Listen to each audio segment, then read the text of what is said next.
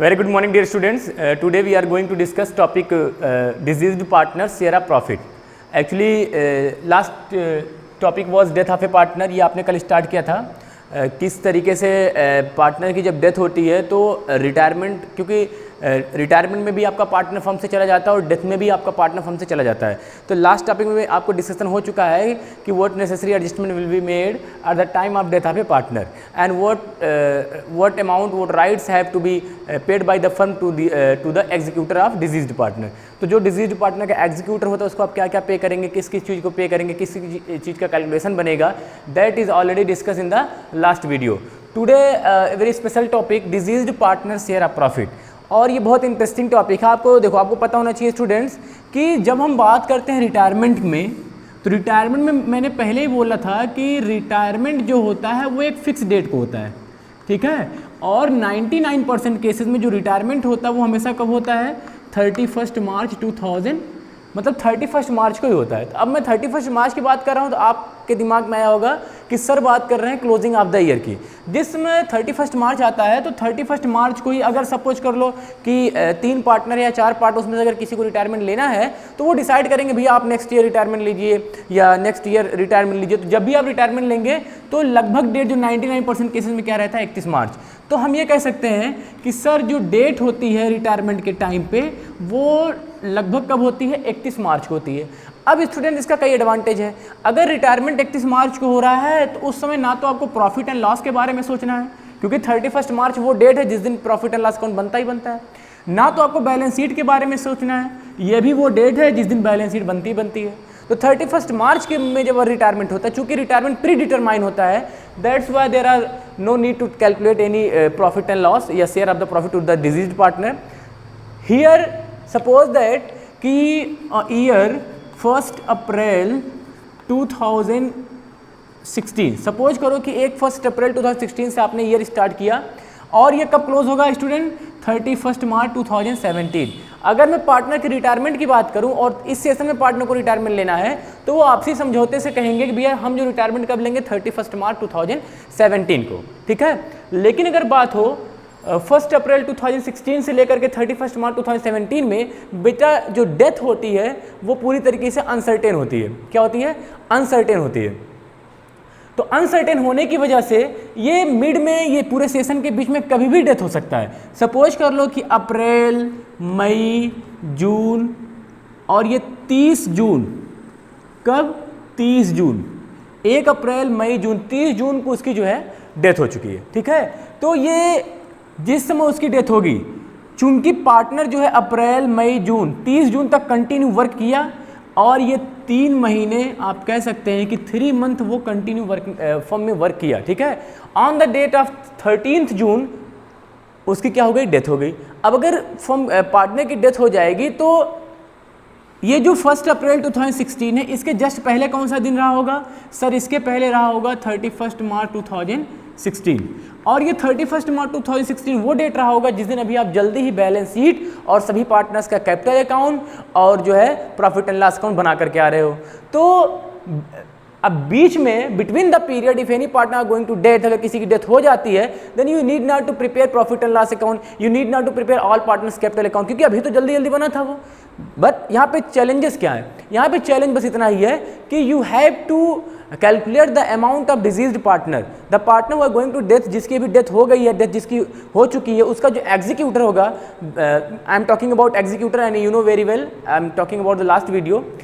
तो एग्जीक्यूटर कौन होता है, nominee of the deceased partner, जो डिजीज्ड पार्टनर का जो नॉमिनी होगा, जो भी उसका उत्तराधिकारी होगा, जिसको आप जो है एग्जीक्यूटर ट्रीट करते हो। So problem of the firms is just easily या just calculate to the share of the capital या share of the profit, share of the goodwill to the deceased partner executor account। तो बस वो उसी को calculate करने के लिए इतना ज़्यादा परेशान है। अपने जो बचे हुए पार्टनर हैं, हमने पहले बताया था आपको कि 2 तरीके के होंगे, एक डिजीज्ड पार्टनर होगा जिसकी डेथ हो चुकी है और जो बचे हुए पार्टनर तो रिमेनिंग पार्टनर। तो रिमेनिंग पार्टनर को अपना कैलकुलेट करने के लिए, रिमेनिंग पार्टनर को अपना कैपिटल कैलकुलेट करने के रिमेनिंग पार्टनर अपने लिए कुछ नहीं करेंगे, क्योंकि अभी तो उन्हीं को तो फर्म को कंटिन्यू करना है। लेकिन प्रॉब्लम क्या है, सिर्फ डिजीज पार्टनर के लिए, ठीक है। तो आप ये नहीं कहेंगे सर हम सभी पार्टनर्स का कैपिटल अकाउंट बनाएंगे, क्यों, क्या जरूरत है सभी पार्टनर्स का कैपिटल अकाउंट बनाने के लिए। सभी पार्टनर्स का कैपिटल अकाउंट बनता, लेकिन अगर डेथ कब हुई होती, 31 मार्च को। अगर 31 मार्च को डेथ नहीं हुई तो आप सभी पार्टनर का कैपिटल अकाउंट नहीं बनाएंगे। अगर क्वेश्चन में गिवन नहीं इन्फॉर्मेशन तब, अगर वो कह रहे नहीं बनाइए तो भाई तब तो मजबूरी आपको बनाना ही पड़ेगा, ठीक है।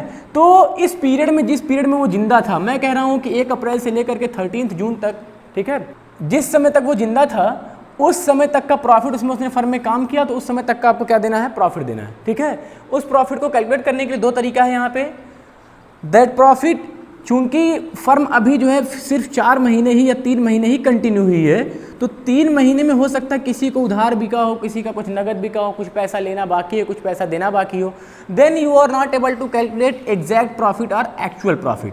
आप अभी एक्चुअल प्रॉफिट कैलकुलेट नहीं कर सकते हो। क्यों नहीं कर सकते हो? क्योंकि फर्म अभी सिर्फ कितने महीने का वर्क की है, 3 महीने। 3 महीने फर्म वर्क की हो, 9 महीने वर्क की हो, अगर उसने 12 मंथ कंप्लीट नहीं किया, then you are not able to calculate actual profit of the firm. अगर actual profit of the firm आपको कैलकुलेट हो जाता तो आप तुरंत दे देते, भैया देखो ये तुम्हारा शेयर बनेगा। लेकिन आप जो है एक्चुअल प्रॉफिट कैलकुलेट नहीं कर पाएंगे। तो आपको करना क्या होगा, फर्म जो है वो प्रीवियस ईयर के प्रॉफिट का सहारा लेगी। प्रीवियस ईयर के प्रॉफिट, तो वो कह देगी कि I will pay your shares of profit on the basis of previous years profit.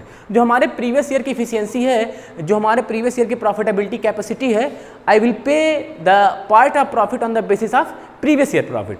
तो प्रीवियस ईयर के प्रॉफिट पे 2 तरीके से कर सकती है। या तो वो सिर्फ लास्ट ईयर के प्रॉफिट को पकड़ ले कि चलो भैया पिछले साल का 10,000 आया था, इस साल का भी 10,000 मान लो। या वो कह दे कि average profit of the last 3 year, last 4 year. अब क्या करना होगा आपको, अब आपको जो भी 3-4 साल का प्रॉफिट दिया रहेगा उस प्रॉफिट को एवरेज निकाल करके, एवरेज कैसे निकालते हैं, गुडविल वाले फार्मूले में आपको बताया गया है। क्या करेंगे, टोटल प्रॉफिट को ऐड करके और नंबर ऑफ प्रॉफिट से डिवाइड कर देंगे, आपको एवरेज प्रॉफिट मिल जाएगा। तो जैसे ही फर्म सेटिस्फाई होना चाहे, जिस तरीके से वो करना चाहे उस तरीके से कर सकती है। बट आप थोड़ा ध्यान देंगे, जब प्रॉफिट लास्ट ईयर के बेस पे होगा तो क्या हो जाएगा फार्मूला, लास्ट ईयर का प्रॉफिट मतलब, अब मैंने लिख दिया कि deceased partners share of profit, deceased partner share of profit. तो deceased partner share of profit का फार्मूला क्या आप बना सकते हैं, सर इसका फार्मूला हो जाएगा, लास्ट ईयर के प्रॉफिट पे बोला तो लास्ट ईयर का प्रॉफिट, लास्ट ईयर प्रॉफिट, पिछले साल का प्रॉफिट ले लो, इनटू क्या हो जाएगा, share of deceased partner, share of deceased partner, जो भी उसका रेशियो रहा, सपोज दैट 3:1 है, तो इसमें जो भी जिसकी भी डेथ हुई उसका शेयर आप लगा देंगे, into time period divided by 12। Suppose that कि पिछले साल का प्रॉफिट 10,000 था और हमने एग्जांपल लिया ABC का, इसमें से डेथ जिसकी हुई वो B था, B का शेयर कितना हो जाएगा 2/6। तो 10,000 का पहले निकालिए 2/6 इंटू, चूंकि 10,000 का 2/6 ये तो तब उसको मिलता जब वो पूरे साल जिंदा रहता, लेकिन उसकी डेथ जो है 3 महीने में हो चुकी है, तो टाइम पीरियड यहाँ 3 महीने डिवाइडेड बाई 12। कुछ स्टूडेंट के दिमाग में आ रहा होगा कि सर अगर उसकी डेथ जो है 21 जून को हो जाए, 15 जून को हो जाए, मीन्स मंथ के लास्ट में ना हो, तो आप क्या कर लेंगे, आप यहाँ 12 की जगह 365 कर लेंगे। जब हमने बेस को मंथ में लिया तो ऊपर भी मंथ रखा, जब हमने बेस को डेज में रखेंगे, सपोज करिए कि वो कुल मिला जुला के 191 दिन जिंदा था, तो 191/365। अगर आप डेज में रखेंगे तो नीचे भी डेज कर लीजिएगा, अदरवाइज 12 है तो नीचे जो 12 अगर आपने मंथ का रखा है तो ऊपर मंथ में रखिएगा, ठीक है। तो मंथ में भी पॉइंट करके कर सकते हैं, कोई ज़्यादा वेरिएशन नहीं आएगा। लेकिन अगर आपको दिन में आ रहा है तो आप दिमाग लगा दीजिए कि 365 रखेंगे, ठीक है। सपोज दैट वो 15 जून को मरता है तो 2.5 महीने 3.5 महीने इसे 3.5 करके सीधे डिवाइडेड बाई 12 कर लीजिएगा। अदरवाइज अगर नहीं सही में जो है 149 दिन 150 दिन आ रहा है, तब अब तो भाई मजबूरी है आपकी, आपको करना पड़ेगा 365 से करना पड़ेगा, ठीक है। तो अभी आपका ये फार्मूला हो गया, ठीक। क्वेश्चन में कह रहा है कि पिछले ईयर के प्रॉफिट पे नहीं, पिछले 3 साल के एवरेज प्रॉफिट पे। तो सपोज दैट 2014 का प्रॉफिट दिया है, 2015 का प्रॉफिट दिया है, 2016 का प्रॉफिट दिया है, पिछले 3 साल का एवरेज प्रॉफिट। ये आपको दिया है 10,000, ये आपको दिया है 20,000 और ये आपको दिया 30,000। अब आप क्या करेंगे, अब सर हम पहले एवरेज निकाल लेंगे, एवरेज निकालने में हम एक्सपर्ट हैं, सबसे अच्छा काम तो यही है। कितना आ जाएगा 60,000। एवरेज कैसे निकालते हैं, total profit divided by number of year, total profit upon number of year, कितने साल, 1 2 3 ईयर के बेस पे बोला था। कितना आ गया 20,000। तो फार्मूले में क्या बदलेगा, कुछ नहीं बदलेगा बेटा, diseased partner share of profit will be last year profit नहीं, बल्कि लास्ट ईयर प्रॉफिट यहाँ पे क्या हो जाएगा, average profit. Same formula, average profit into share, उसका share of deceased partner into time period divided by 12। ठीक है, तो एवरेज प्रॉफिट और लास्ट ईयर के प्रॉफिट में कोई ज़्यादा वेरिएशन नहीं है। That is depend on the partners, उनके जो है ओन व्यू पे डिपेंड करता है वो क्या करना चाहते हैं। If they are decided to on the basis of last year profit तो लास्ट ईयर को पकड़िए, अगर एवरेज प्रॉफिट को बोल रहा है तो भाई एवरेज के लिए आपको 3-4 साल का प्रॉफिट चाहिए, उन 3-4 साल के प्रॉफिट को ऐड करके जितने साल का रहेगा उससे डिवाइड करके आप एवरेज प्रॉफिट निकाल देंगे, रख दें फार्मूले में, आ जाएगा। ठीक है, लेकिन ध्यान रखेंगे टाइम पीरियड लगाना आप नहीं भूलेंगे। ठीक है, आगे बात की जाए on the basis of turnover, ये चीज़ आप सीख ली हैं, अगर आपको नोट करना नोट कर लीजिए।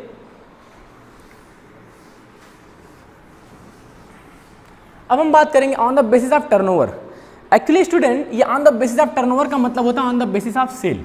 ठीक है, और ये काफ़ी जो है एग्जाम में कई बार आया है, ये हमेशा आता ही रहता है। अगर आपको डिजीज डिपार्टमेंट वाला केस मिलेगा तो वहाँ पे जो है प्रॉफिट के लिए टर्नओवर ही मिल जाता है, 60-70% केसेस में आपको ये मिल जाएगा। तो टर्नओवर वाले में आप क्या ख्याल रखेंगे, देखिए कहेगा इस तरीके से, आपको इन्फॉर्मेशन देगा कि सपोज दैट उसकी डेथ मैंने कब लिया है, उसकी डेथ कब हुई है, उसकी डेथ हुई है 30 जून 2017 को। ठीक है, ये सेशन कब से स्टार्ट हुआ है, 1 अप्रैल 2017। ठीक, और ये कहाँ तक जाएगा, 31 मार्च 2018 तक। ऐसे एग्जाम्पल लिया है, सॉरी शायद 16 है तो 16 कर लीजिए, 17 तक जाएगा। ठीक है, अभी स्टूडेंट ध्यान से देखिएगा, 1 अप्रैल 2016 से स्टार्ट हुआ सेशन, चलते चलते चलते चलते 30 जून को पहुंचा। 30 जून को फर्म के पार्टनर्स को तकलीफ हो गई। तकलीफ इसलिए हो गई कि अब एक पार्टनर जिसका नाम बी था उसकी क्या हो गई, डेथ हो गई। तो अगर इसकी डेथ हो गई तो बी कितने महीने जिंदा था, 3 महीने। ठीक है, अब इंफॉर्मेशन टर्नओवर वाला कैसे करेंगे हम, दिया रहेगा तो कैसे समझेंगे कि टर्नओवर वाला है। देखिए बोला रहेगा कि 31 मार्च 2016 का सेल जो है वो है 1 लाख रुपए। सपोज दैट एग्जांपल ले लिया हमने। 31 मार्च 2016 का सेल जो है वो कितना है, 1 लाख रुपए। एंड 31 मार्च 2016 का जो प्रॉफिट था वो कितना था, वो सपोज दैट दे दिया 20,000। कितना दिया बेटा, 20,000। इसके बाद sale till the date of death, जिस समय उसकी डेथ हुई उस समय से तक का जो सेल था वो सपोज कर लो कि 40,000 रुपये था। ऐसे ही हमने एग्जांपल ले लिया। ठीक है, बस यही 3 इन्फॉर्मेशन आपको देगा। और रियलिटी आप जब करेंगे क्वेश्चन तो आपको पड़ेगा कि जो सर ने एकदम सही बताया था, 31 मार्च मतलब पिछले ईयर का, ये जो दोनों है इसके लिए कंफ्यूज नहीं होना है। पिछले ईयर का सेल दिया है और पिछले ईयर का प्रॉफिट दिया है। कभी कभी स्टूडेंट हॉट्स वाले क्वेश्चन में क्या होता है कि पिछले ईयर का सेल तो नीचे दे देता है लेकिन पिछले ईयर की प्रॉफिट नहीं देता है। तो आप ऊपर वाली बैलेंस शीट में जाइएगा, वहाँ बैलेंस शीट में प्रॉफिट एंड लॉस या टू या बाई साइड मिल जाएगा। ठीक है, तो अगर बैलेंस शीट में आपका प्रॉफिट जो है मिल जाता है मतलब लाइबिलिटी साइड में, तो आप ये सपोज कर लीजिएगा कि वही प्रॉफिट पिछले साल का है। ठीक है, तो पिछले साल का सेल पिछले साल का प्रॉफिट दिया है। अच्छा, अगर मैं ऐसे कह दूं कि जब सेल 1 लाख रुपए था तो फर्म को कितना प्रॉफिट हुआ, 20,000, है ना। जब सेल 1 लाख रुपए था तो फर्म को प्रॉफिट 20,000 हुआ, और जब सेल 40,000 है तो प्रॉफिट कितना होगा। अब ये मैथ वाला सिंपल रूल है, कैसे निकालेंगे।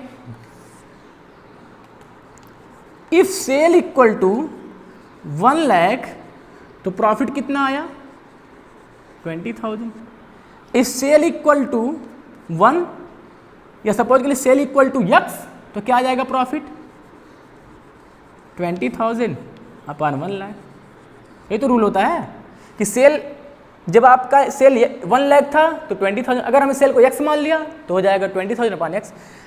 एंड इफ सेल 40,000 तो कैसे निकालेंगे, ये 20,000 अपॉन 1 लाख इंटू 40,000। ठीक है, कर लीजिएगा। 40 कैंसिल, 2 2 जा 4, 2 5 जा 5 4 जा, कितना आ गया प्रॉफिट, 8,000। ठीक है स्टूडेंट्स, तो अगर सेल 40,000 रुपये है तो इस साल का जो उसका वेटेज बन रहा है प्रॉफिट का वो कितना बनेगा? 88,000। कैसे पता चला? कि सर पिछले साल हमने खूब मेहनत किया था, जब हम सभी पार्टनर जिंदा थे तो हमने सभी लोगों ने मेहनत करके 1 लाख रुपए का सेल किया था और 1 लाख रुपए के सेल के हिसाब से हमें लग रहा है कि 20,000 प्रॉफिट। अगर स्टूडेंट के पास थोड़ा एक्स्ट्रा माइंड होगा तो वो यहीं से निकाल सकता है। अच्छा ये बताओ बेटा, अगर 1 लाख पे आपने 20,000 कमाया तो कितना परसेंट कमाया? सर 20% कमाया। तो 1 लाख पे प्रॉफिट 20% हो रहा है तो 40,000 पे प्रॉफिट 20% 8,000 रुपये नहीं होगा? ये भी तो ईजी वे है, कर सकते हैं। तो नहीं तो अगर नहीं निकल रहा तो भाई इस तरीके से निकालिए, जैसे भी आप चलना चाहें। तो ये प्रॉफिट कितना है? 8,000। अब ये क्वेश्चन है कि ये प्रॉफिट 8,000 कब का है?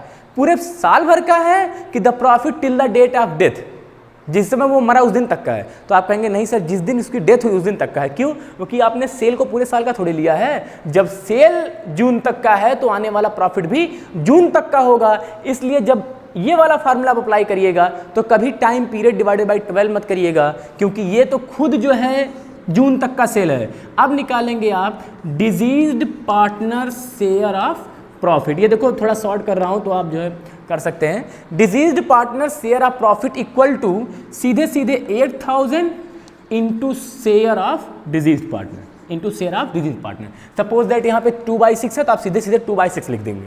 क्वेश्चन ये आपका तुरंत होना चाहिए कि सर हम इसमें टाइम पीरियड डिवाइडेड बाय 12 करेंगे कि नहीं? तो बेटा आपको टाइम पीरियड डिवाइडेड बाय 12 नहीं करना है। रीजन इसका ये है कि the profit that profit till the date of death, ये जिस दिन मरा उस दिन तक का खुद प्रॉफिट है तो ऑलरेडी जो है वो एडजस्टेड है, तो आपको जो उसको फिर से एडजस्ट नहीं करना है। ठीक है, तो आई थिंक आप कर लेंगे। अब हम बात करते हैं कि सर ऐसे में क्वेश्चंस कैसे किए जाएं। ठीक है, चलिए क्वेश्चंस आपको एक करके दिखाता हूँ। A, B and C are partners sharing profit in the ratio that is not given. So B is died on 31st अगस्त। तो एक बार देखिए फटाफट, there are 3 partners A, B and C and इसमें से B की डेथ हो रही है। B की डेथ हो गई तो B को क्या बोलेंगे? Diseased partner.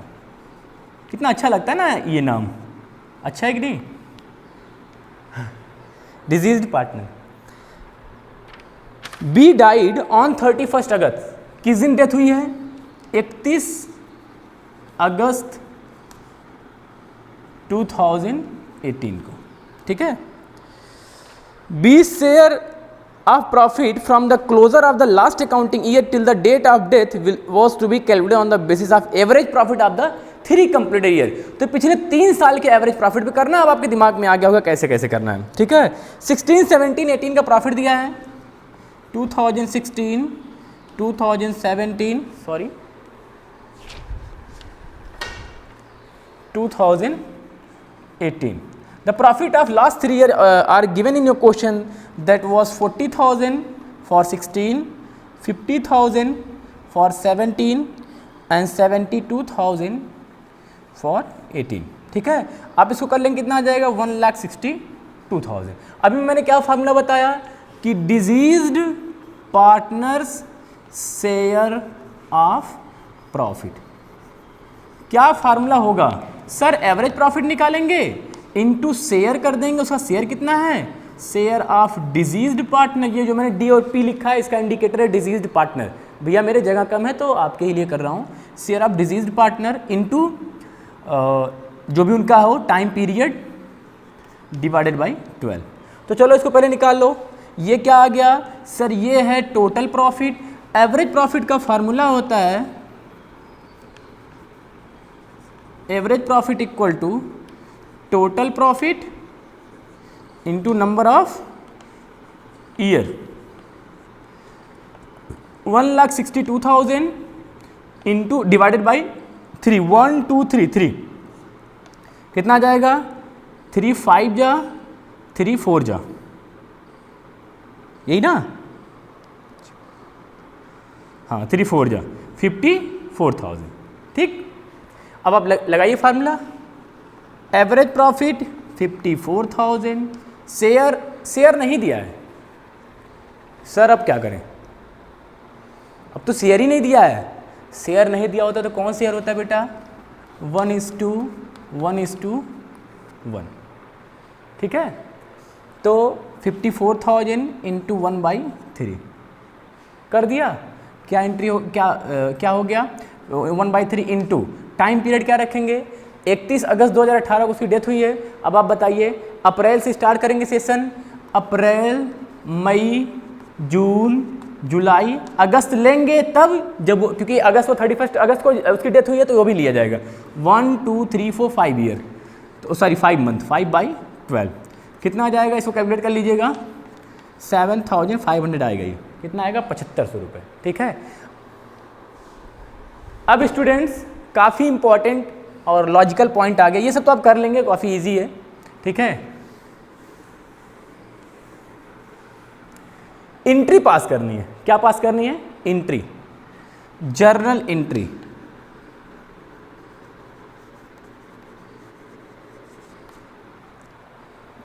अभी 2 मिनट आप मुझे सुन लीजिए, पहले ऐसे ही इंटरेक्ट हो रहा हूँ आपसे। देखिए, तो जर्नल एंट्री के लिए बेटा सबसे पहली बात है कि क्या जो प्रॉफिट तुमने निकाला है 7500, ये रियल फिगर है या एग्जैक्ट प्रॉफिट है? नहीं सर, ये एस्टिमेटेड प्रॉफिट है, एक्सपेक्टेड प्रॉफिट है, अनुमानित प्रॉफिट है, ये रियल फिगर नहीं है। Because the profit are based on previous years. In this year profit में भी डिफर, प्रॉफिट में भी 2000, प्रॉफिट में भी 2 करोड़, तो कुछ भी हो सकता है। That's why the decided profit which are calculated by the firm, that is called unexpected profit. ठीक है, ये अभी वो प्रॉफिट नहीं जिसके बारे में आप सोच रहे हैं, लेकिन हमने निकाल लिया, चूंकि डेथ हो चुकी है पार्टनर की, और जिस समय डेथ होगी तो उसके साथ सहानुभूति के साथ साथ उसका पूरा पेमेंट आपको करना ही होगा। तो हमने क्या किया, ये 7500 रुपये जो निकाला है, इस प्रॉफिट को प्रॉफिट नहीं बल्कि सस्पेंसेड प्रॉफिट बोलेंगे, या कौन सा अकाउंट इसके लिए ओपन करेंगे, profit and loss suspense account. कुछ लोग स्टूडेंट के दिमाग में आता है, सर सस्पेंस क्यों? अरे भैया आपके सामने ही तो है, सस्पेंसेड प्रॉफिट नहीं है, क्या एग्जैक्ट प्रॉफिट है? नहीं सर, एग्जैक्ट नहीं है। तो इस प्रॉफिट पे क्या है, सस्पेंस है। तो that profit and loss suspense account will be registered by the remaining partner in future. तो वो हमें, उसका मैटर हमारे लिए नहीं है। हमारे लिए मैटर ये है, अगर आपने देखा होगा बेटा, तो फर्स्ट चैप्टर में या सेकंड चैप्टर में कभी कभी आपने देखा होगा बैलेंस शीट में पीएल सस्पेंस था, किस साइड था, बैलेंस शीट के एसेट साइड। तो ये वही है, लेकिन अभी आपको उतना नहीं ज़्यादा कनेक्ट होना है, बस इतना जानिए प्रॉफिट एंड लॉस सस्पेंस दिया है। तो प्रॉफिट एंड लॉस, ये जो आप एंट्री पास करेंगे, profit and loss suspense account से पास करेंगे। तो एंट्री हो जाएगी प्रॉफिट। अच्छा, अगर खाली प्रॉफिट हो तब क्या एंट्री पास करते हैं, sir profit and loss account debit to partner जिसको देना है। चूंकि ये प्रॉफिट एंड लॉस नहीं बल्कि प्रॉफिट एंड लॉस सस्पेंस है, सस्पेंस इसलिए है क्योंकि ये एग्जैक्ट प्रॉफिट नहीं है। तो profit and loss suspense account debit, profit and loss suspense account debit to, किसको देना है, B, to B's capital account, 7500 रुपए। अभी भी थोड़ा सा डाउट है, क्वेश्चन 2 कैटेगरी में कर दिया है कि if there are no any change in profit sharing ratio and if there are change in profit sharing ratio. ठीक है, तो देखो बहुत डीप कंसेप्ट है इसका, आप बीकॉम वगैरह में भी पढ़ेंगे, लेकिन यहाँ जितनी जरूरत उतना मैं बता दूं आपको कि चूंकि क्वेश्चन में पहले बोल रहा है कि न्यू प्रॉफिट शेयरिंग रेशियो नहीं गिवन है, तो ठीक है, अगर new profit sharing ratio given नहीं है तो आप क्या करेंगे, किसी पार्टनर के जाने के बाद उसके शेयर के बारे में कोई इंफॉर्मेशन नहीं हो तो बचा हुआ रेशियो ही क्या होता है, गेनिंग रेशियो। और जब गेनिंग रेशियो दोनों पार्टनर के बीच सेम है, जो कि न्यू रेशियो होगा, that time they are not using the gaining partner's capital account debit to sacrificing partner, they are only decide profit and loss account suspense account debit to B's capital account या to release partner capital account। One sentence में answer सुनिए, one line में answer सुनिए कि अगर question में किसी भी क्वेश्चन डिजीज्ड पार्टनर वाले क्वेश्चन में या डेथ ऑफ द पार्टनर वाले क्वेश्चन में न्यू रेशियो गिवन नहीं होगा तो हमेशा प्रॉफिट देने के लिए profit and loss suspense account use होगा। लेकिन उसी क्वेश्चन में अगर न्यू रेशियो भी गिवन दिया तो न्यू रेशियो गिवन होने के बाद आपके पास 2-2 रेशियो हो जाएगा, आपके पास ओल्ड भी हो जाएगा और न्यू भी हो जाएगा। और अगर किसी क्वेश्चन में ये ओल्ड भी गिवन है और न्यू भी गिवन है तो आपको निकालना पड़ेगा कौन सा रेशियो, गेनिंग रेशियो। और गेनिंग रेशियो का फार्मूला होता है न्यू माइनस ओल्ड। और जब आप न्यू माइनस ओल्ड निकालेंगे तो आपको एंट्री पास करनी पड़ेगी gaining partners capital account debit to deceased partners capital account. ऐसा इसलिए क्योंकि आपका ये जो शेयर है, इस शेयर के लिए उनका रेशियो, फ्यूचर रेशियो इक्वल होगा, लेकिन यहाँ पे क्या होगा, गेन कोई ज़्यादा और कर ले रहा है। और मैंने बहुत पिछले वीडियो में बताया है, कंफ्यूज मत होइए, मैंने पिछले वीडियो में बताया है कि किसी को देने के लिए उसको सेक्रीफाइस करना जरूरी है। अगर कोई चाहता मुझे कोई 1 रुपया दे तो उसको सेक्रीफाइस करना पड़ेगा, अगर कोई चाहता है कि मैं 1 रुपया दूंगा तो उसको उसे गेन करना पड़ेगा। यहाँ पे गेनिंग रेशियो निकाल लेंगे और जो कि क्वेश्चन में गिवन है, gaining ratio will be new ratio will be 7:5। क्या रेशियो हो जाएगा? 7:5। क्या लिख सकते हैं? 7/12, 5/12। निकाल लीजिए दोनों पार्टनर का, ए का और सी का। क्या एंट्री हो जाए, क्या हो जाएगा? New ratio 7/12 minus 5/12 minus 1/2 minus 1/2, 1/3 था ना इनका old. Take I very easy LCM, 12 7 minus 4 equal to 3/12। यहाँ 12 5 माइनस 4 इक्वल टू 1/12। तो उनका क्या रेशियो हो गया? 3:1, 3/4 and 1/4। Now PL suspense use नहीं होगा अब, क्योंकि उनका गेनिंग और उनके न्यू दोनों में डिफरेंस है। ठीक है, अगर न्यू रेशियो गिवन नहीं होगा सीधे पीएल सस्पेंस, अगर गिवन होगा न्यू रेशियो तो गेनिंग निकाल करके gaining partners capital account debit to sacrificing partner करेंगे। तो आपका एंट्री हो जाएगा S capital account debit, S capital account debit, C's capital account debit to B's capital. ठीक है, कितना चाहिए इसको? 7500 रुपये। 7500 रुपये किस रेशियो में बांट देंगे आप? 3:1 कर लीजिएगा, जो भी यहाँ पे आएगा। ठीक है, पुट कर लीजिएगा। ओके स्टूडेंट्स, तो थोड़ा इंपॉर्टेंट कंसेप्ट था। हाँ, okay, that is enough for today. Thank you.